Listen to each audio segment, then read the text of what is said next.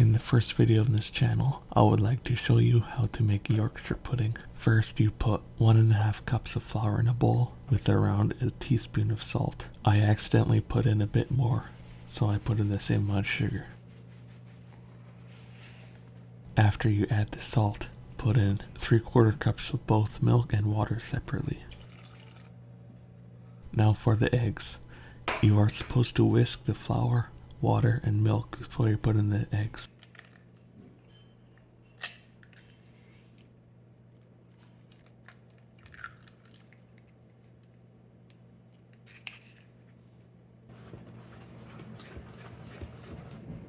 After the eggs are whisked in, the batter should have a nice consistency. Now put in some oil in each hole in a muffin tray.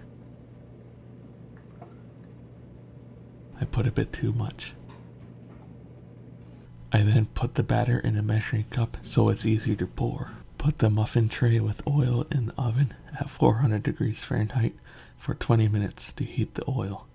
Be careful to not burn yourself. When the oil is heated, pour some batter in each hole and put it in the oven for 25 to 30 minutes. I sprinkled mine with sugar. You can put whatever you want on it. It tasted pretty good.